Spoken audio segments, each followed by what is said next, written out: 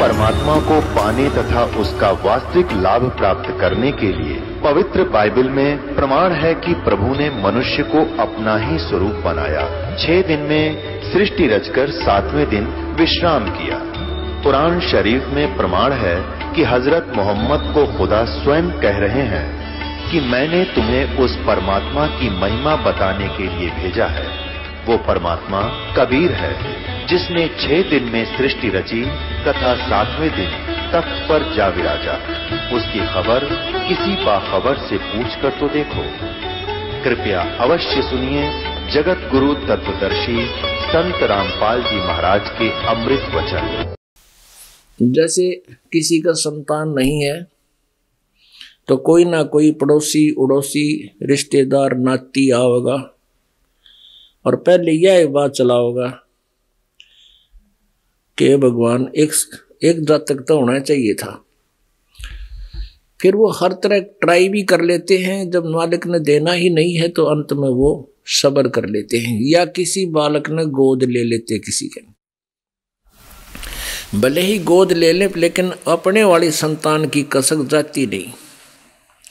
क्यों? गोद लिया हुआ फिर वो थोड़े दिन में तो अपनी अलग से चाल चल रहेगा, चाहे कितना अच्छा हो। तो फिर उस बहन के और उसके पति का फिर ये मन में ये आती है भगवान हमारा संतान होती तो आज न्यू ना करता। तो भगवान की भक्ति से वंचित वो प्राणी मृत्यु को प्राप्त हो जाती है। वो बहन जिसका संतान ना हो और अंत समय में भी उसके ये कसक रहती कि ये भगवान मेरा संतान ना हुई। अगले जन्म में उसने कहते कुतिया बनाओगा काल के सूरी, और एक ब्यांत में 12-12 जमेगी। फिर सूरी बना दी तो एक ट्रिप में वह 12 बच्चे देती है, और कुतिया बना दी तो 8 कट्ठे जमेगी। यू काल नो दुर्गति कर रख ले तो जाम जाम कर संतान ते छक ले। तो पुण्यात्माओं परमात्मा आकर याद दिलाता है कि असंग जन्म हो गए आप जी ने यही क्रियाएं करते ने। और जैसे आप विचार कीजिए, एक गांव पूरा का पूरा जिसमें 10,000 15,000 प्राणी मनुष्य रहते हैं, वो मनमाने 2 व्यक्तियों से स्टार्ट हुआ हो, और जिनसे वो स्टार्ट हुआ वो मर के मनमाना 1000 बार गधे बन लिए हो, और उनका वंश चल रहा है। वो वंश उनका के काम आ गया। वो मृत्यु पाके पशु बनकर धक्के खा रहे भटक रहे, उनके के काम आया वो वंश। तो ये तत्व ज्ञान है पुण्यात्माओं। यहां से मन हटाने के लिए हमने इस परमात्मा के कड़े वचनों को, यथार्थ ज्ञान को हृदय में उतारना पड़ेगा। बात ये नहीं है जैसे संतान दे दी मालिक ने, बहुत अच्छी बात है, अन्ना होती है तो कोई बात नहीं। क्योंकि जैसे परमेश्वर कबीर जी आए थे और नीरू और नीमा लगातार 2 जन्म, फिर तीसरे जन्म में भी वो निसंतान थे। परमात्मा ने उनको संतान नहीं दी क्योंकि उन्होंने अपने शिष्य जो नीरू नीमा का पुत्र था, एक सुदर्शन, द्वापर युग में सुदर्शन, जिसने पांडवों की यज्ञ संपूर्ण की थी। सुदर्शन जी को ज्ञान समझ में आ गया था परमेश्वर कबीर जी का, लेकिन उसके माता पिता ने नहीं माना था। तो सुदर्शन जी ने अपनी अंतिम इच्छा एक ही प्रकट की थी, प्रभु मेरे माता पिता को मोक्ष दिलाना। बहुत अच्छी आत्मा थे लेकिन वो भक्ति नहीं कर पाए, आपके ज्ञान को समझे नहीं। तो परमेश्वर ने प्रॉमिस किया था, कबीर जी ने प्रॉमिस किया था कि बेटा तू निश्चिंत रहे, तेरे माता पिता को मैं पार करूंगा चाहे कई जन्म में हो। तो वही नीरू नीमा सुदर्शन जी के माता पिता वाली जो आत्मा थी, वो कलयुग में फर्स्ट टाइम ब्राह्मण ब्राह्मणी का जन्म हुआ, दोनों का संयोग हुआ, पति पत्नी, कोई संतान नहीं थी। परमात्मा मिले 5 वर्ष की आयु के बालक रूप में जा प्रकट हुए। सब जगह मुनादी कराई कि किसका पुत्र है, किसी ने नहीं कहा, ना वो बता सके। 2-2.5 साल के बच्चे की उम्र, तो वो अपने संतान रूप में रखा। जब वो 5-6 वर्ष का हो गए, परमात्मा लीला करते हुए उनसे कहने लगा कि आप मेरे से उपदेश ले लो, मैं तुम्हारा कल्याण कराऊंगा। तो वो धमकाने लग गए, तू हमारा बाप बन गया, हम तेरे से नाम लेंगे क्या। अंतर्ध्यान हो गए, परमात्मा उनके सामने दिखे को नहीं। फिर बाद में ऐसे फिर नेक्स्ट टाइम ऐसे ब्राह्मण ब्राह्मणी का हुआ, फिर परमात्मा मिले। तीसरे जन्म में फिर वो ब्राह्मण ब्राह्मणी ही जन्म हुआ, जो पिछले पुण्य थे मालिक के कृपा में से। तो वो तीसरे जन्म में जब कलयुग में तीसरा जन्म हुआ नीरू, वो फिर मुसलमान परमात्मा ने कैसी लीला की, क्योंकि पहले तो ब्राह्मण ब्राह्मणी उसमें मरोड़ गणी।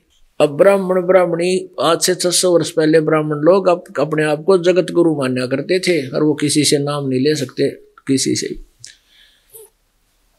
तो परमेश्वर कबीर जी ने क्या किया कि नो सूत में नाम है, वो मुसलमान बना दिए। धक्के थे मुसलमानों ने, गौरी शंकर सरस्वती नाम था उनका, और वो जबरदस्ती मुसलमान बना दिए। नीरू और नीमा नाम रख दिए। संतान फिर भी ना थी उनके। तब परमात्मा शिशु रूप धारण करके कमल के फूल पर उनको प्राप्त हुए, और उनके पुत्र के रूप में रहे। अपने आत्माओं उनको संतान भी दे सकते थे भगवान, क्योंकि जिनके संतान नहीं है उनका ये फाइनल गेम है मनुष्य जीवन का। जिसके संतान है वो पिछले संस्कार हैं, एक लेवा एक देवा दूतम, और कोई किसी का पिता नहीं पूतम। ऋण संबंध जुड़े एक ठाठा, अंत में सब 12 बाटा। अब जैसे हमारे संस्कार हैं आपस में उलझे हुए एक दूसरे के, तो कोई जैसे एक पुत्र इतना नालायक है कि पिता ने खूब संपत्ति जोड़ रखी और वो उसको उड़ाने शुरू कर देता है, दारू पीता है, बकवाद करता है, कितना मुकदमे कर लेता है, और वो पिता रोता है और उसके दंड को भर रहा है। कोई पुत्र जन्म लेते ही बीमार हो जाता है और पिता अपनी सारी संपत्ति को, पूरे बहुत से धन को उस बच्चे की रोग में लगा देता है। तो एक लेवा एक देवा दूतम, कोई किसी का पिता नहीं पूतम। ऋण संबंध जुड़े एक ठाठा, अंत समय सब 12 बाटा। एक ऐसा पिता होता है, पुत्र बहुत सेवा करता है और पिताजी शराब घुट्टी लाता है, और पैसे ना दे तो उद्मस मचा दे, बेइज्जती कर दे, इधर टूक भी ना देते तो न्यू करे है मनने के लिए ऐसे किया। तो वो बेटा तो कुमा के लाए और पिताजी उसका नाश करे। एक बता रहा था कि मेरे पिताजी को तकलीफ होगी, खूब इलाज कराया, लगभग 3-4 लाख रुपये लग गए। लास्ट में उसके बाल का ऑपरेशन हुआ, उसमें भी 2-2.5 लाख रुपये लग गए और फिर मर गया। अपने आत्माओं वो मांगा था, वो पिछले संस्कार थे, उसने लेने थे, उससे ऐसे पूरा करना था। और जिनका संतान नहीं है उनका कोई लेन देन शेष ना रह रहा, और जय उन नया भक्ति मिल जा, ओए कहते सोने पर सुहागा हो जा। और जिनका संतान है और जिनका कोई ऐसा, क्योंकि संतान है ही इसीलिए, ये तो अंडरस्टूड है। आप कहते आज यकीन हो, चाहे 10 सत्संग और सुन लोगे, 2 साल 4 साल में ये विश्वास होगा कि हम एक दूसरे के साथ पिछले संस्कारों से जुड़े हुए हैं। एक कथा सुनाते हैं। एक समय एक व्यक्ति का एक बेटा हुआ, एक पुत्र का जन्म हुआ, उसकी मां की मृत्यु होगी। उस व्यक्ति ने फिर दूसरी शादी करवाई, उससे फिर एक पुत्र की उत्पत्ति हुई, फिर उसकी मां भी मर गई और वो खुद भी मर गया। अब उस जो दूसरी स्त्री से जो पुत्र हुआ था और पहली स्त्री से जो पुत्र हुआ था, उन दोनों की एज में 10, 12, 15 साल वर्ष का अंतर था। तो बड़े वाले का ब्याह हो गया, छोटे वाले का ब्याह, शादी हुई नहीं थी, पिता की मृत्यु होगी और मां भी मर गई। तो कुछ दिनों के बाद क्या हुआ कि वो छोटे वाला भाई था जो सौतेली माँ का सौतेला भाई था, वो मौसी का बेटा, वो बीमार हो गया। तो बड़े वाले की पत्नी ने और उसने, बड़े भाई ने क्या विचार किया, पहले थोड़ा बहुत इलाज करवाया। उसका अच्छी संपत्ति थी, जमीन थी कई एकड़। तो उन्होंने सोचा कि अब मौका पड़ा है, ये बीमार भी है और सब ने पता है, गांव वाला ने भी, हफ्ता 10 दिन 15 दिन हो गए, बहुत कमजोर हो गया, बीमार हो गया, इसको क्यों ना समाप्त करवा दें और सारी संपत्ति अपने रह जाएगी। अब उसकी पत्नी ने ये स्टार्ट किया तो पहले तो 1-2 बार मना किया उसके भाई ने, लेकिन फिर वो भी लालच में आ गया। उन्होंने एक डॉक्टर से बात करी, वैद्य से बात करी कि ऐसे ऐसे हमारा भाई बीमार है और इसको तू कोई कर दे काम, इसका विष व्यास अलग दे दे इसको। तो वो कहने लगा मैं 500 रुपये लूंगा। उन्होंने 500 रुपये दे दिए। तो उस डॉक्टर ने उसको विष देकर या इंजेक्शन लाकर उसकी मौत कर दी, मृत्यु को प्राप्त हुआ। अब सबको यकीन हो गया, भी बीमार था, मर गया, ठीक है। अंतिम संस्कार करके फ्री हुए। 1 वर्ष के बाद उनका संतान हुई, 1 पुत्र हुआ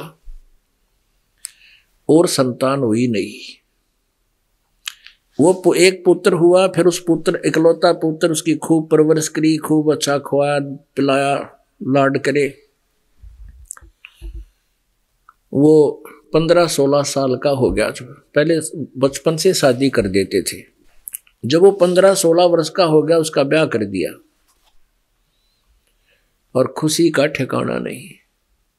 जब उसका विवाह हो गया, विवाह होने के 1-2 महीने बाद वो फिर पुनः वो बीमार हो गया और उसके रोग के निवारण के लिए उसके पिताजी ने खूब हर पानी की तरह पैसा बहा दिया, पर कोई आराम नहीं। कहने का भाव यह है कि बहुत सी संपत्ति भी गिरवी रख दी और अंत समय में वो कति चारपाई पकड़ गया, अस्थि पिंजर शेष नजर आ रहा था। उसका पिता साथ बैठकर चिंतित था, सेवा में बैठे रहते थे। अचानक वो लड़का बोला, 2-3 दिन से अनबोल भी था वो, एकदम बोला और कहने लगा, भाई साहब बात सुन ले, मेरी लकड़ी और कफन तैयार कर ले। तो वो उसका पिता कहने लगा, बेटा मैं तेरा भाई नहीं हूं, मैं तेरा पिता हूं, कि तू मेरा भाई है, पहले तू मेरा भाई है, ईब पिता बन गया। तो उसको बताया कि भी ऐसे ऐसे तूने मेरे साथ धोखा किया, दगा की थी, अब मैंने अपना टिट फॉर टैट पूरा कर लिया, जितनी संपत्ति मेरे हिस्से में थी वह तेरी बिक ली, और मैं तेरा भाई हूं जो जिसको तूने जहर दिवा कर मारा था, जहर विष दिलाकर मरवाया था। अब उसका ओड्डे का मुंह हो गया। अरे तेरा गजब बोलियो, एकदम आत्मा तड़फ उठी उसकी, यह तो बहुत बुंडी बनी भाई, यह तो बहुत बुरी बनी। अब उसको पता लग गया कि मेरा किया हुआ मेरे सामने आ गया, इकलौता पुत्र था और संतान नहीं, यो मर गए। तो उसने कहा कि मेरा और तेरा हिसाब इतना शेष है कि लकड़ी और कफन के पैसे शेष है, वो तू इकट्ठे कर ले।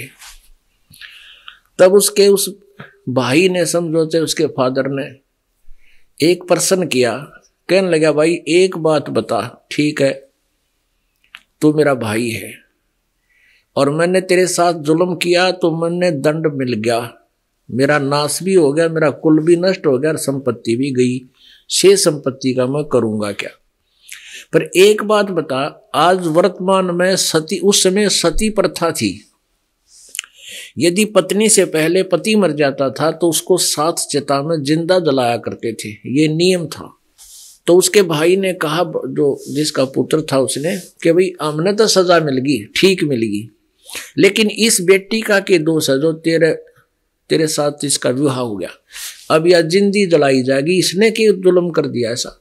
तब उसने बताया कि वो डॉक्टर कहाँ जिसने मेरे को विष दिया था। उसने कहा कि तेरी मृत्यु के बाद 2-3 वर्ष बाद वो मर गया था, ये वाय है। ये वही डॉक्टर है जो आज इसने सजा मिलेगी और जिंदा फूंका जाएगा। एक लेवा एक देवा दूतम, कोई किसी का पिता नहीं पूतम, ये ऋण संबंध जुड़ा एक ठाठा, अंत में सब 12 बाटा। अंत में सब 12 बाटा, अपने कर्मानुसार कोई कहीं जाएगा कोई कहीं जाएगा। तो पुण्यात्माओं, जिनके आज संतान नहीं है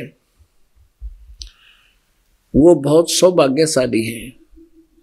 और इस लोक वेद के आधार से, जो इन नकली गुरुओं संतों के आधार से, काल की प्रेरणा से इतना प्रेरित किया जाता था कि जिसका संतान नहीं है उसका तो मुंह भी नहीं देखना चाहिए सवेरे, वो तो महान पापी है। पुण्यात्माओं, जिसके संतान है और उसकी संतान भी और माता पिता भी परमात्मा के चरणों में लग गए हैं, उन जैसे भाग्यशाली पृथ्वी पर नहीं। क्योंकि है तो वो भी लेन देन, पिछला संस्कार एक दूसरे से जुड़ा हुआ है, लेकिन अब परमात्मा की शरण में आने से वो हमारा जो लेन देन है वो हल्का हो करके और बहुत आसानी से हमारा क्लियर हो जाएगा। और हम भी भगवान की भक्ति करेंगे, हमारी संतान भी भक्ति करेगी, और हम अपने उस उलझेड़े को, एक दूसरे के संस्कारों को अब वर्तमान में परमात्मा की ओट में भगवान की भक्ति की शक्ति के सहयोग से हम आसानी से एक दूसरे का वो पूरा कर देंगे। ऐसे ढंग से पूरा होगा कि आप सोच भी नहीं सकते। जैसे अब सबसे ज्यादा क्या हो रहा है हमारे उसमें समाज में, लड़कियों को शत्रु बना लिया हमने, यानी लड़कियों के हम खुद शत्रु बन गए। कैसे? दहेज देते थे, शुरुआत करी थी कुछ पैसे वाले मायाधारी मस्करों ने, लड़की को कार दे दी, मोटरसाइकिल दे दी, फलाना दे दिया, 5 लाख दान दे दिए। अब गरीब आदमी पता कहाँ से दे बेचारा। अब लड़कियां दूसरे साहूकार सेठों की लड़कियों के विवाह को देखकर घर पर चर्चा करते हैं, फिर वो बच्चे भी ऐसे जिक्र करते हैं, उसने ऐसा दे दिया, उसने ऐसा दे दिया। तो माता पिता समझ जाते हैं कि हमारी बेटी की भी इच्छा है, तो उनको देखा देखी करके फिर वो भी दहेज में किसी पर कर्जा लेकर थोड़ा बहुत आइटम पूरे करने लगे। पहले तो ये सब कमाल था, 40 तीड़ अगलियां की और 20 तीड़ पछलियां की, वो इसे मुंडे घाघरे बांध दिया करते, उन्हें लेन कोई पैर धरे धीरे धीरे जल जाया कर गल जाया करते हुए। तो ये पिछले संस्कार लेन देन थे हमारे। अब इस भक्ति मार्ग से हमने ये न दहेज ना लेना है ना देना। पुण्यात्माओं, वो समय आवेगा ही, क्योंकि ज्ञान बहुत बड़ी चीज होती है। अज्ञान में ही इंसान गलतियां करता है, ज्ञान की रोशनी में फिर कदम सोच समझ के रखता है। अब हम यहाँ शादी कराते हैं अपने बच्चों की, बहन अपने भक्तों की, बहुत ही सिंपल वे से, बहुत साधारण वे से, चाहे कोई कितना धनी है चाहे कोई गरीब है। लड़की के ब्याह में कोई एक्स्ट्रा खर्च नहीं करते। यहाँ तक भी हमने भात को भी लेना देना बंद कर दिया है, आगे नहीं करेंगे इस व्यवस्था, खाम खाएंगे उलझेड़े थे। और एक सिंपल वे से, साधारण से तरीके से बच्चों की शादी करते हैं। यहाँ कम से कम सैकड़ों शादी इस दास ने ब्याह करवा लिए, यहाँ पर भी वैसे भी।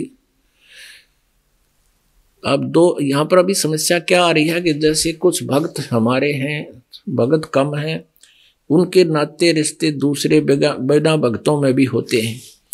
तो जहाँ अन्य भक्तों में होते हैं जो भक्ति नहीं करते, राम नाम से परिचित नहीं हैं, उनको भी स्पष्ट कह दिया जाता भी मेरे पास तो लड़की लड़की है, तेरा 100 में दिल करे तो शादी कर दिए। अब परमात्मा ने एक ऐसी स्थिति ला दी है कि लड़कियां कम होगी, लड़के हो गए गणे। ये कोई कर्नाटक ते ब्याह के लावा है, कोई किधर बिहार ते, आप सीधे हो गए। इबनो कहें बस ना मन लड़की लड़की दे दे। और जो लड़के हैं, हमने जो लड़के का ब्याह करना, हमारे भक्तों ने पहले खोल कर देते, भाई 1 नया पैसा हम नहीं लेंगे, हम ना अपने सिर पर कर्जा नहीं रखना तुम्हारा, ठीक है। इस बेटी को जिसने बेटी दे दी फिर रख के लिया, 16 साल 18 साल पाल पोस के कन्या दे दी और के रख लिया उसने। तो इस प्रकार हमने इस बीमारी को हल्का करना है, और वो जैसे जो हमारा कई लाखों में निमटना था अब फ्री ऑफ कॉस्ट निमट गया, वो संस्कार कट गए, वो खत्म कर दिए मालिक ने, इसके पास पावर है। तो ऐसे वह बेटी भी भक्ति करेगी जो हमारे घर पर आवेगी, उसका भी कल्याण होगा। तो इस प्रकार हम अपने संस्कारों को ही हल्का करना है। और जिनके संतान नहीं है अब वो इस ज्ञान के आधार पर अपना दिल डांट ले, उनका तो सौभाग्य है, उनके तो भक्ति करे और पार हो यहां से। कहते हैं बेटा जाया खुशी हुई बहुत बजाए थाल, ये तो आना जाना लगा हुआ है जो कीड़ी का नाल। एक भगत का, एक व्यक्ति का 10-12 साल शादी के बाद पुत्र की प्राप्ति हुई। उस लड़के के दादाजी ने खुशी मनाई, 10-15-20 गांव में सोना संदेशे भिजवा दिए इनविटेशन के, भाई खुशी मनावांगे बच्चे के होने की। वो पार्टी कर दी, लाखों रुपये लगाए, खूब दारू दप्पा, खूब डीजे बजवाया, बकवाद करी। अगले वर्ष वो लड़का मर गया, वो जन्मदिन भी ना आया। नेक्स्ट वो तो होने की खुशी मना रहे थे, नेक्स्ट जन्मदिन भी ना आया, लड़के की मृत्यु होगी और टक्कर मार रहे सारे। परमात्मा कहते हैं बेटा हुआ, जन्म हुआ बेटे का, खुशी मनाई और खूब बजाए थाल। हमारे हरियाणा में एक विशेष रिवाज है, वैसे तो तकरीबन यहाँ सारे बीमारी पाओगी। लड़की होती है तो कान तोड़ के बैठ जा सारा परिवार, ले क्या होया है, छोरी होगी है, और लड़का हो जा क्या हो रहा, छोरा होया है, छोरा, 2 बार बोलेंगे और फिर थाली बजावेंगे। नो जब लड़का होता है होते ही थाली पीटेंगे, पड़ोसिया ने बेरा पट जाए, उनका लड़का हो गया। परमात्मा कहते हैं बेटा जाया खुशी हुई मनाई खूब बजाए थाल, ये तो आना जाना लगा हुआ जो कीड़ी का नाल। क्या की खुशी मनाओ यहाँ पर, जिनको ये ज्ञान हो जाएगा। पुण्यात्मा जो हमने ये नियम बनाकर आपको दिए हैं, ये कोई बर्डन नहीं आपके ऊपर है, ये ज्ञान से आपने समझना पड़ेगा। हमने कोई जन्मदिन नहीं मनाना किसी का, हमने खुशी नहीं मनानी। कल न बिजली गिर जाए फिर के मनावांगे। हमने परमात्मा को खुश रखना है, उसका हमारा कल्याण करवाना है। तो ये जन्मदिन भी हमने नहीं मनाने। नानक साहिब जी को किसी ने कहा कि प्रभु आप कभी खुश नजर नहीं आते, आप खोए खोए से रहते हो, आप तो साधु संत हैं। तो नानक साहिब जी ने कहा कि ना जाने काल की कर डारे और किस विध ढल जा पासावे, और जिन आते सरते मौत खुड़क दी उन्हां केड़ा हासावे। अब देखो जगह जगह देखते हैं, एक बहुत बार ऐसा आता है समाचार पत्र में, एक बार रोहतक में एक बारात वो नाचते हुए भी दिखा रहा कि पहले दिन के ये डीजे पर नाचे थे सारे, और अगले दिन वो बारात जा रहे थे कलानौर के पास, भिवानी साइड में जा रहे थे। कलानौर के पास वो कार टकराएगी एक ट्रक तय जिसमें दुल्हा बैठा था, और दुल्हा मर गया और 7 और मर गए, 8 मौत इकट्ठी होगी उस परिवार की। अगले दिन फिर उनके टक्कर बाल पाड़ते हैं कि टक्कर मारते हैं कि एक दूसरे के चपट कर रोते हैं कि पेपर में फोटो आ रही थी। अब बता के खुशी के बाज गया डीजे कर हो गया नाच खड़िया। तो यहां कहते नानक साहब कहते ना जाने काल की कर डारे और किस विध ढल जा पासावे, और जिन आते शरते मौत खुड़क दी उन्हां केड़ा हासावे। अब नानक साहब जी से कहा कि हे प्रभु क्या आप कभी खुश नहीं होते? कि खुश होता हूं कि जब ये मेरे बच्चे मेरे शिष्य वापस सत्संग में आ जाते हैं तो मेरी खुशी का ठिकाना नहीं रहता, और जब ये सत्संग सुनकर जाते हैं इस संसार के अंदर जो काल से भ्रमित है, मुझे दिलगिरी होती है, दुख होता है कि कहीं मेरे इन पौधों को कोई दीमक ना लग जा, कोई कीड़ा ना लग जा, कोई काल का दूत इनको विचलित ना कर दे। और जब ये एज इट इज वापस आ जाते हैं मेरी खुशी का ठिकाना नहीं रहता कि बच्चे अभी मेरे बचे हुए हैं।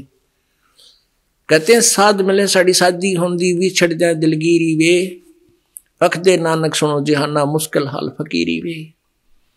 कहते हैं साध मिले, ये भक्त आते हैं जो मेरे खुशी का ठिकाना नहीं, हमारी शादी होती है, ये हमारा ब्याह, भगवान की भक्ति करें, गुण गावें, यार खूब हलवे खावें और भोग लागे उस दिन खीर बनावें, तो ये हमारी खुशी।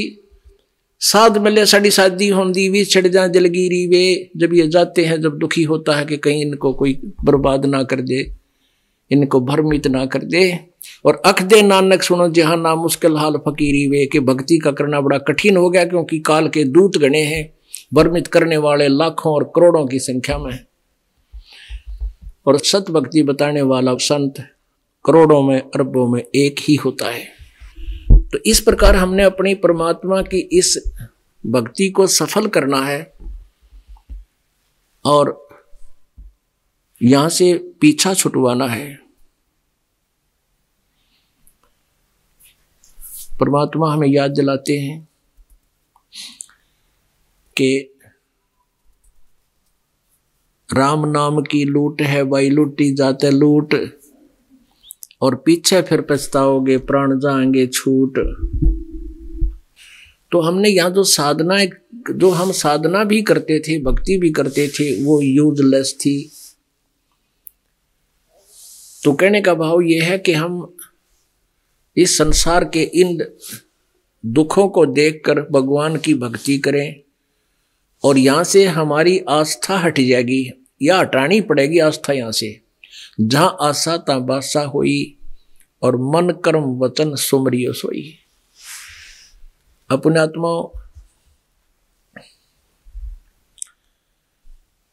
गीता जी अध्याय नंबर 16 के श्लोक नंबर 23 में कहा कि शास्त्र विधि को त्याग कर जो मनमाना आचरण करते हैं, उनको न तो कोई सुख होता है, न उनकी कोई गति होती है, न ही उनकी कोई सिद्धि प्राप्त होती है, अर्थात यूजलेस। तो जैसा उस बहन का प्रसंग चल रहा था कि उसने सत्संग सुना, फिर उसको आभास हुआ कि सचमुच मैंने साधनाएं भी की, लेकिन वो शास्त्र विरुद्ध थी, इसलिए परमात्मा मदद नहीं कर सका, लाभ नहीं मिला मुझे। फिर उसको यकीन हो गया कि वो तो हुआ सो हुआ, रसंग जन्म फिर मनमाने, फिर कुतिया बन गई तो जुल्म हो जाएगा और नाश पड़ेगा बात का। तो वो एकदम नो बोले जी मन रात ने नींद नहीं आई, और भूल गई बेटे के दुख न कति, अपना दुख दिखाई देने लग गया, कल न कुतिया बन गई, क्या होगा मेरी गेला। परमात्मा की वाणी में कबीर हरि के नाम बिना ये नारी कुतिया हो, गली गली भौंकत फिर टूक न डाले कोई।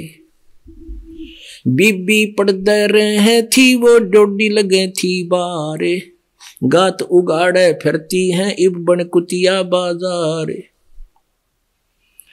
वो पर्दे की सुंदरी सुनो संदेशा मोरे, गात उगाड़े फिरती हैं वो करे सरायों सोरे। नक बेसर नक पे बेणी पैर थी हार हमेल, और सुंदरी से कुतिया बनी देख प्रभु के खेल।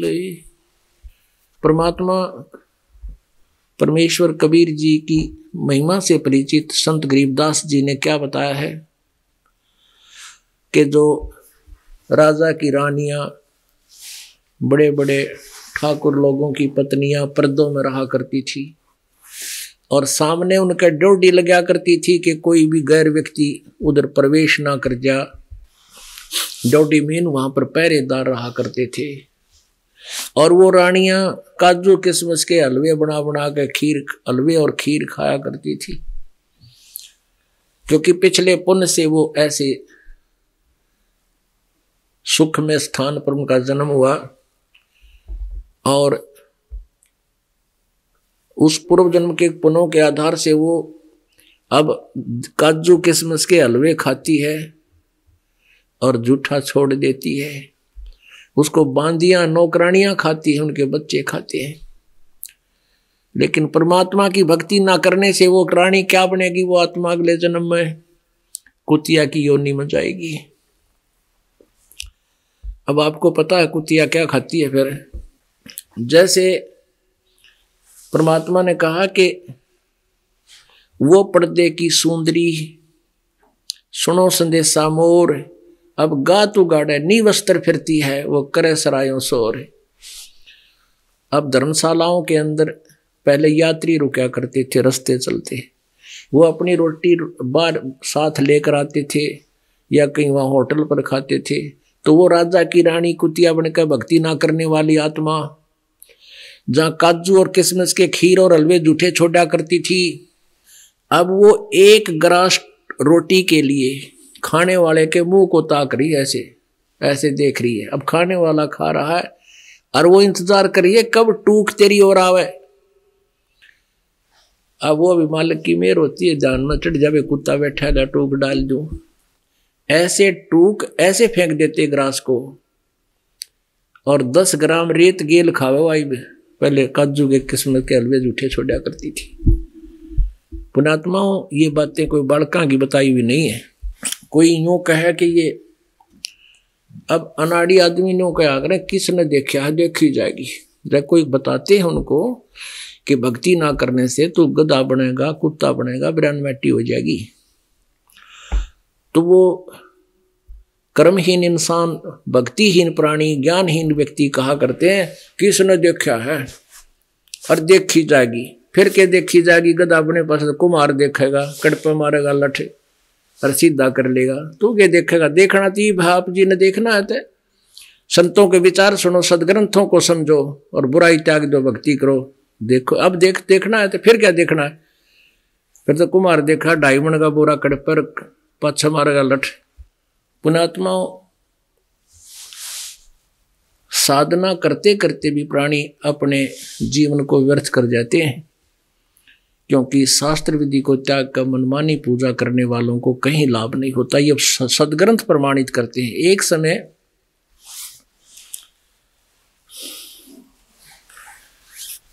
समय एक सर्वानंद नाम के एक बहुत बड़े विद्वान ब्राह्मण थे, माने जाते थे वो, और उसने शास्त्रार्थ करके, इनका शास्त्रार्थ लोक वेद का हुआ करता, दंत कथा सुना दी और संस्कृत घोट रखी थी, जैसे चतुर्वेदी 4 वेदों को कंठस्थ याद करा करते हो ब्राह्मण। एक ऐसा कुल था ब्राह्मणों का, 4 वेदों को बचपन से ही उन बच्चों को वो याद कराना शुरू कर देते थे। एक त्रिवेदी 3 वेदों को कंठस्थ याद करते थे, एक द्विवेदी माने 2 वेदों को कंठस्थ याद करने वालों को द्विवेदी कहा करते, 2 वेदी।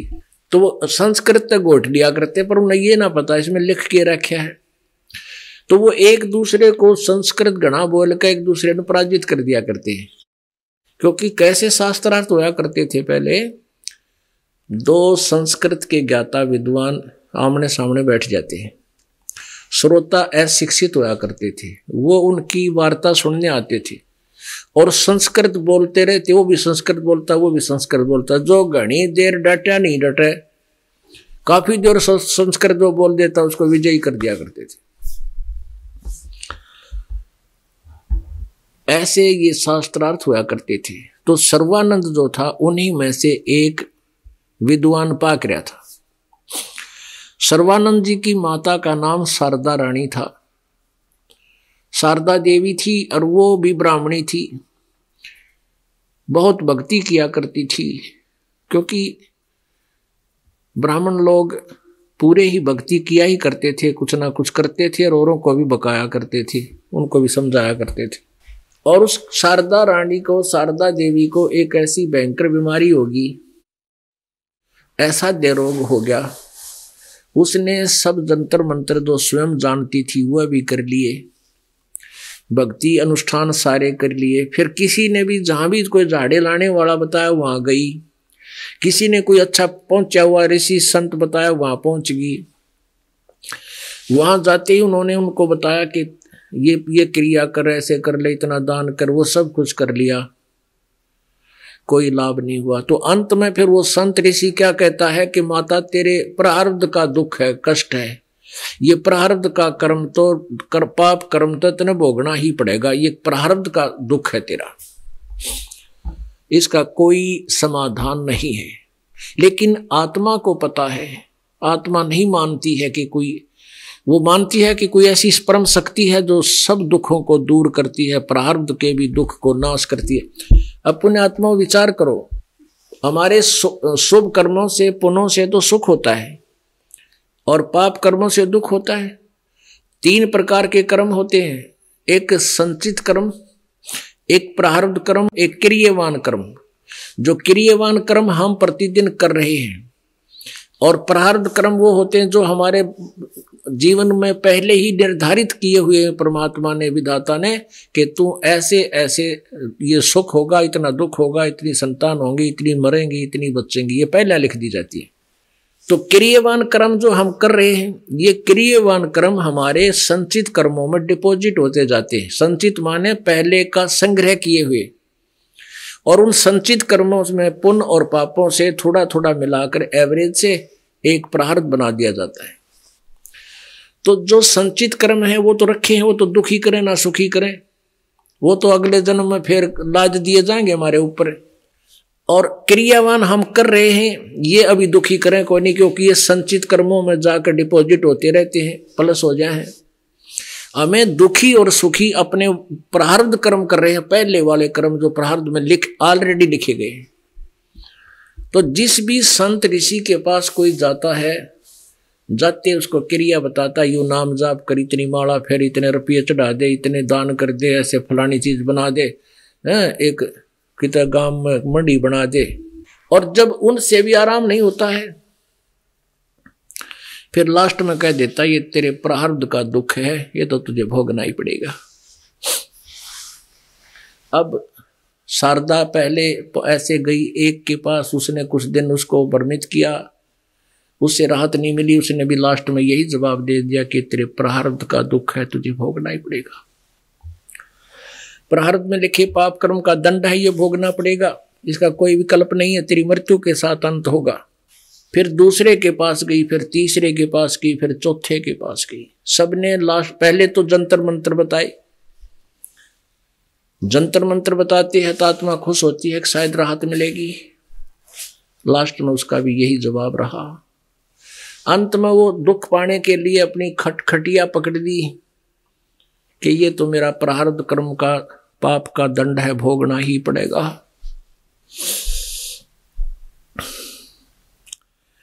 एक दिन परमेश्वर कबीर जी की एक शिष्या बेटी, शिष्या लड़की बहन उस शारदा के पास चली गई। कुशल मंगल पूछा तो शारदा ने सारी कहानी बताई कि बहन मेरा तो जीवन भी नरक हो गया। तो उस बहन ने परमात्मा कबीर जी की शिष्या बेटी ने कहा क्या कहीं आपने कोई इलाज नहीं करवाया? कि इलाज पूरा वैद्यों को खूब दिखा लिया और संतों के पास, झाड़ा लगाने वालों के पास, जो अनुष्ठान कराने वालों के पास भी मैं सब जगह कई नाम गिना दिए उसने, उस तो रह गई, वहां गई, वहां गई। उस परमेश्वर कबीर जी की शिष्या ने कहा कि बहन एक काम कर तू, आप हमारे गुरु जी से उपदेश ले लो, आपका ये रोग नहीं रहेगा। वो कहने लगी बहन मैं तो छकलीन गुरुआत है, मैं तो छकलीन गुरुआत है और मैं ना कितना नाम लूं। उसने कहा कि देखो हमारे ऐसी तकलीफ थी, मेरे ऐसे थी, ऐसे ठीक हो गई। एक हमारा रिश्तेदार था उसको ऐसे दुख था, वो ठीक हो गया और सब ने यही बोल दिया था कि तेरे प्रारब्ध का दुख है। अब शारदा ने सोची भाई बात तो कुछ काटेगी, बताओ है यार। कहने लगी कौन है तेरे गुरु जी? चल देख लेती हूँ, एक बार और नाम लेके गुरु बना लेती हूँ। तो उसने बताया कि हमारे गुरुजी हैं कबीर, परमात्मा कबीर जी। तो उसने पूछा कहाँ रहते हैं? कि यहाँ बताया उसने जुलाहों की कॉलोनी में। तो अंडरस्टूड था जुलाहों की कॉलोनी में बामण तरह को ना। कहने लगी क्या वो धानक है? हाँ धानक है। और वो लड़की बोली तू धानक ना समझे, उसको भगवान है, वो परमात्मा है। वह बोले अपना काम कर। शारदा बोली अपना काम कर, हम बामण और वो एक दानक। हम तो जगत गुरु हैं, हम तो सबके गुरु हैं, हम किसी के चेले ना बना कर। और मेरी तो इज्जत का नाश हो जाए तो किसी बात करी बहन तने जिक्र भी ना करिए मेरे आगे आज के बाद। वह बहन उठ के आ गई, जब टूक सा पकड़ा दिया उसने। अब ठीक है बहन देख ले, लेकिन यह गारंटी देती हूं मैं, तेरा दुख जाते ठीक होगा उस परमेश्वर के पास। ने बोली ना, मैं तो दुख है पा लूंगी। यह लोक लाज काल ने ऐसी बाधाएं बना रखी हमारे जगह जगह, ऊंच नीच इतना जुल्म कर रखा था कि ये आपस में खस्से जा। कुछ दिनों के बाद क्या हुआ कि एक बहन और ब्राह्मण कुल की उसके पास गई, और उसके बारे में उसको पता था शारदा को कि ये बहुत दुखी थी, मेरे साथ ही जगह जगह जाती थी, वहां मुनाग्गा बैठी पाया करती उन संतों नकलियों के पास। वह आ गई, उसने कहा शारदा क्या बात है, आप कुशल नहीं हो? ना कोई मेरा कोई आराम नहीं हुआ, कहीं पर भी नहीं हुआ। आप, शारदा ने पूछा आपका क्या हाल है? कि मैं तो बिल्कुल स्वस्थ होगी, मैंने ऐसे ऐसे गुरुजी बना लिए। और उस परमात्मा कबीर जी की शिष्या ने कहा कि आप भी उपदेश ले लो, आप भी ठीक हो जाओगे मेरे की तरह। तो उसने सोचा ये बिल्कुल ठीक होगी, स्वस्थ होगी, इसको मेरे से भी भयंकर बीमारी बताओ थे। और उसने कहा, फिर ये सोचा कि तो ब्राह्मणी है, इसने तो कोई ब्राह्मण गुरु बना रखा होगा। ब्राह्मण पूछा कि बहन जी फिर बता दे तुझे तेरा कौन गुरु है, और मैं भी उससे उपदेश ले लेती हूँ, मैं भी उससे अपना इलाज कराती हूँ, अपना संकट निवारण करवा लूंगी। पर उस परमात्मा का नाम लिया कि कबीर परमेश्वर आए हुए हैं और यहाँ कॉलोनी में रहते हैं, जुलाहों वाली कॉलोनी में। अब शारदा के 3 चौड़ी पड़ी, कहने लगी बहन तू ब्राह्मणी हो के और तने केस कुछ भी ना आगा पीछा सोचा, ये क्या कर लिया तूने, है तने नाश कर दिया इज्जत का।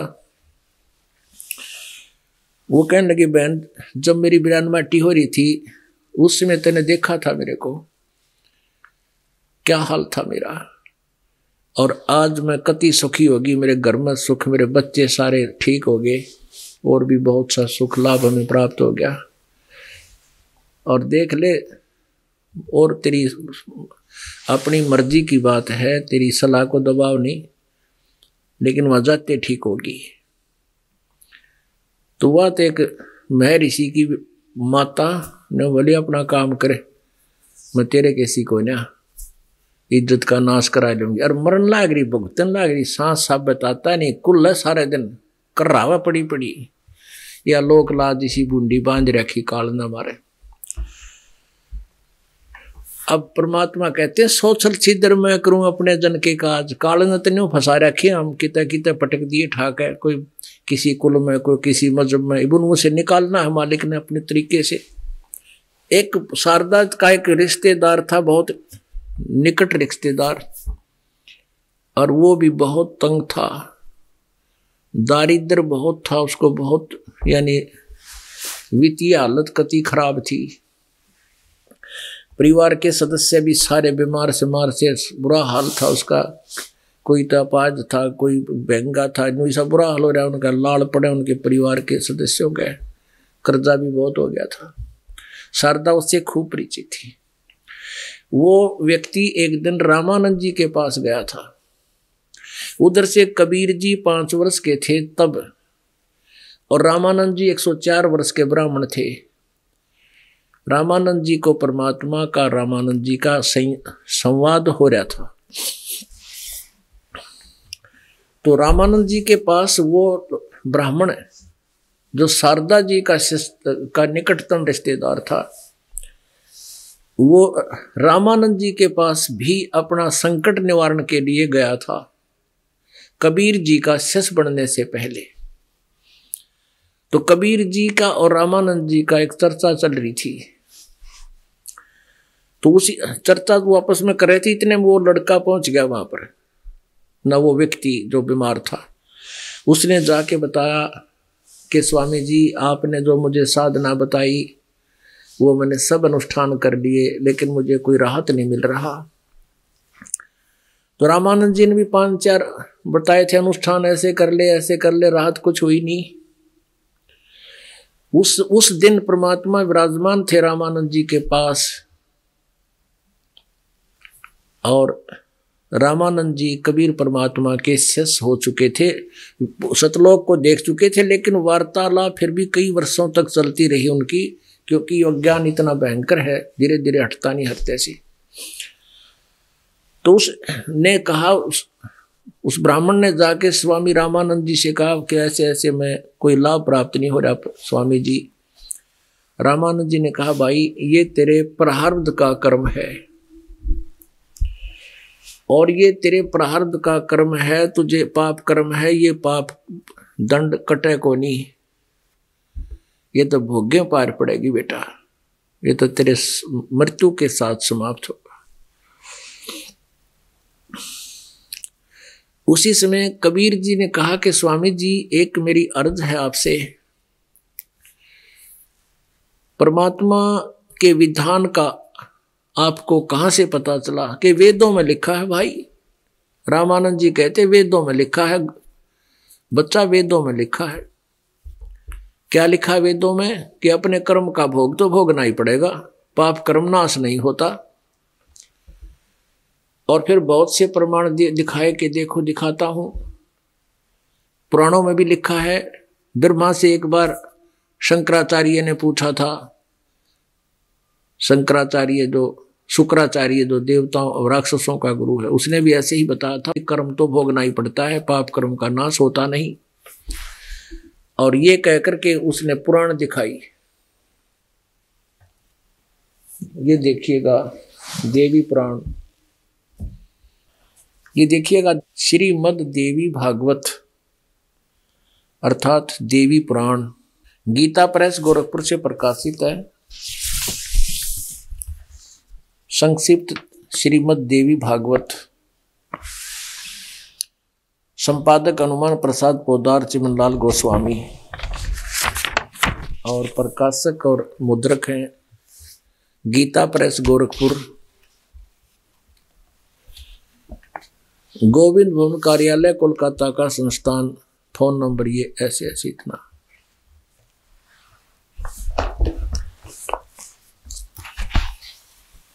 इसके 414 पृष्ठ पे है, इसके 283 पृष्ठ पे विवरण है 5वें स्कंद में, 5वां स्कंद और 283 और 82 पृष्ठ पे है।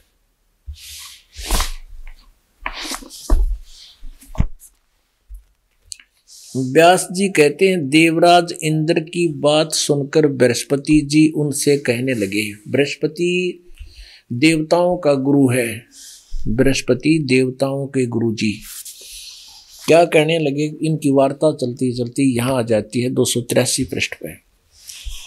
प्रारब्ध कर्मों का अभाव बिना भोगे नहीं हो सकता, यह स्पष्ट है। आर्य इंद्र को बता रहा है व्यास जी, संपूर्ण देवता तुम्हारे सहायक हैं, तुम स्वयं भी बुद्धिमान हो, फिर भी जो होनी है वह होकर ही रहेगी, तुम उसे टाल नहीं सकते। ऐसी स्थिति में सुख और दुख की चिंता में नहीं पड़ना चाहिए।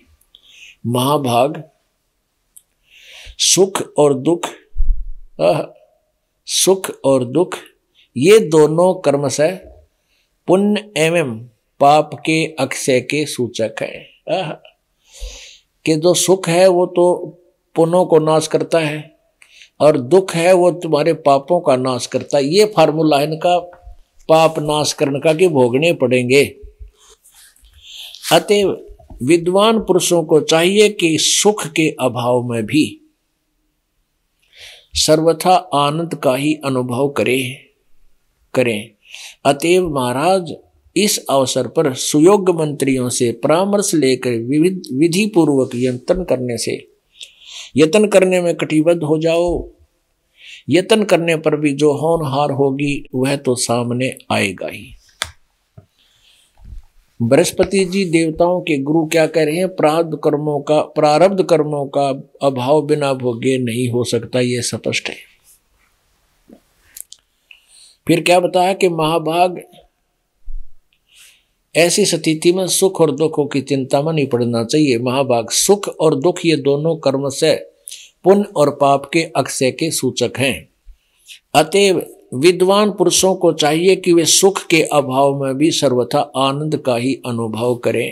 अरे वाह, पेट में दर्द हो, अन्यों का खूब हंसी कर, ठट्ठा कर, किलकी मारा, पेट में दर्द हो जाता है। अब विचार करो पुण्यात्माओं, ये फार्मूले इनके। एक समय एक आश्रम है पंडारे में, दो गीसा पंथियों के दो आश्रम है। वहां पर एक आश्रम में सत्संग हो रहा था, ये दास भी वहां चला गया। पहले ये देखने जाया करते थे कि ये नकली के क्रियाएं बताते हैं, क्या ज्ञान देते हैं। उस समय मुझे नाम देने का आदेश नहीं था। तो वहां क्या देखा कि उन्होंने निमंत्रित किए हुए 10-12 से एक तकत से लगा कर लाइन में उन पर गद्दे चद्दर बिछा के वहां बैठा रखे।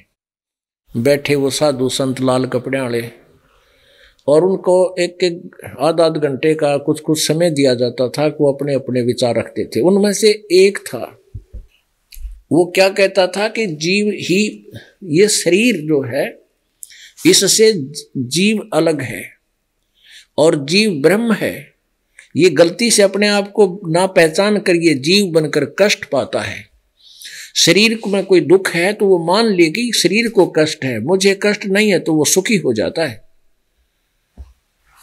वो 2 दिन हो गए उसने ऐसे, वहां 3-4 दिन का सत्संग हुआ करता उनका। 2 पाठों के वो पाठ किया करते, 2 ग्रंथों का लगातार। तो एक पहले दिन उसने ऐसे किया, तो दूसरे जो वक्ता थे उनकी बजाय जनता 200-200 जाया करते श्रोता, उसकी बातों पर बहुत महत्व देने लगे। बात तो सही कहे, बहुत अच्छा। फिर कुछ संस्कृत बोल दे घनी देर ताई।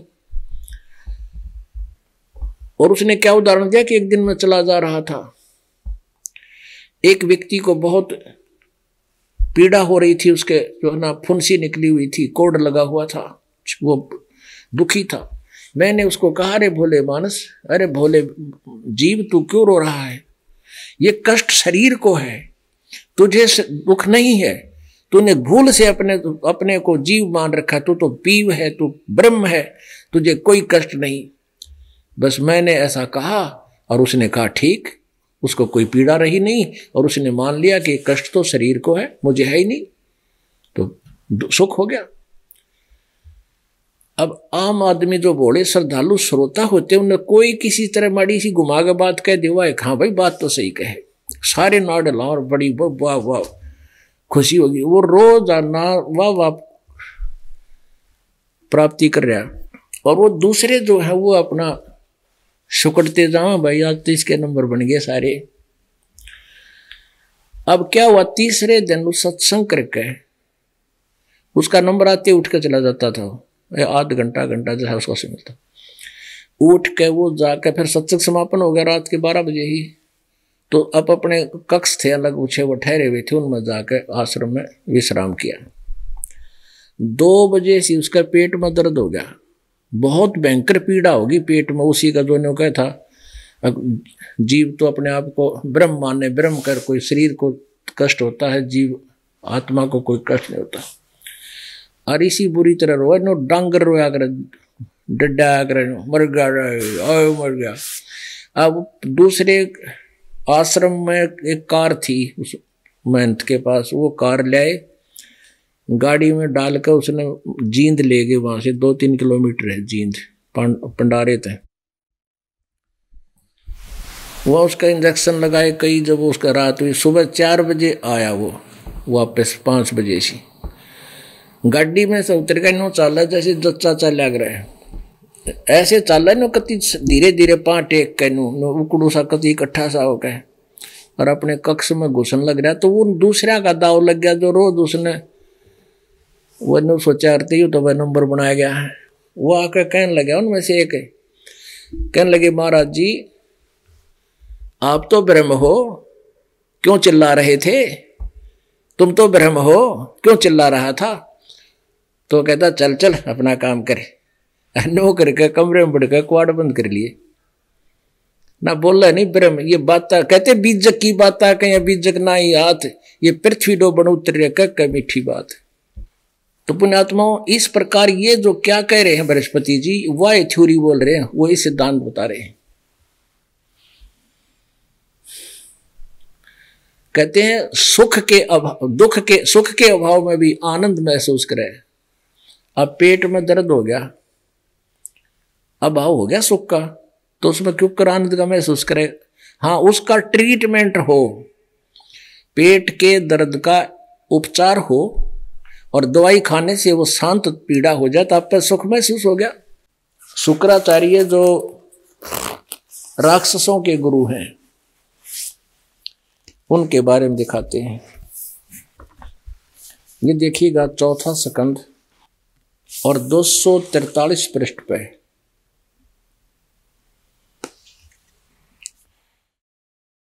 व्यास जी कहते हैं, व्यास जी कौन है? Writer of the Purana, Veda and Gita. Vyas ji कहते हैं प्रहलाद की बात सुनने के पश्चात शुक्राचार्य ज्ञान दृष्टि से सब कुछ देखकर प्रसन्न हो गए। उनका मुख मुस्कान से भर गया। उन्होंने दैत्यों से कहा, दानव तुम मेरे यजमान हो, तुमने न तो डरना चाहिए और न पाताल में ही जाना चाहिए। अपने सत मंत्रों के प्रभाव से मैं तुम्हारी रक्षा कर लूंगा। ये बात याद रखना, भी आगे देखना क्या बोलता है ये। धर्म के मर्मज महाशय प्राचीन समय में ब्रह्मा जी के मुख से मैंने जो बात सुनी है उसे बताता हूं, सुनो। यह वचन बड़ा ही हितकर, सत्य और अटल है। उन्होंने कहा था, होने वाली बातें अवश्य होकर रहती हैं। धरातल पर कोई भी ऐसा सुयोग्य पुरुष नहीं है जो प्रारब्ध को विफल बनाने में समर्थ हो सके। विपरीत समय के कारण इस समय तुम्हारी शक्ति अक्षीण हो गई है, अतः एक बार तो तुम्हें देवताओं से परास्त होकर पाताल में जाना ही पड़ेगा। समय सदा बदलता रहता है। कुछ ही दिन पूर्व तुम सम्राट रह चुके हो। अब पुण्यात्माओं, यहां तो कह रहा है कि तुमने पाताल में नहीं जाना चाहिए, तुमने डरना नहीं चाहिए और पाताल में नहीं जाना चाहिए। अपने सत मंत्रों से प्रभाव से मैं तुम्हारी रक्षा कर लूंगा। और फिर तुरंत बदल गया बात। नैनू कहे, देख मैंने एक बात सुनी है, ब्रह्मा जी ने बताई, वह सच्ची बात है और सत्य है, अटल है कि धरातल पर कोई भी ऐसा सुयोग्य पुरुष नहीं है जो प्रारब्ध को विफल बनाने में समर्थ हो सके। यानी प्रारब्ध कट्टा कोई ना, और तुमने पाताल में तो जाना ही पड़ेगा। एक बार देवताओं से परास्त होकर पाताल में जाना ही पड़ेगा। फिर तेरे सतमंत्र की तो गए हुए, ये सिर्फ भगवान की बातें हैं, मूर्ख बढ़ाने की है। और फिर कहना एक बात अटल है, मैंने सुनी है, वो तो सच्ची है, ब्रह्मा से सुनिए। अब ब्रह्मा का ज्ञान यहाँ पर सबको प्राप्त है, ब्रह्मा जी से सबने ज्ञान प्राप्त किया।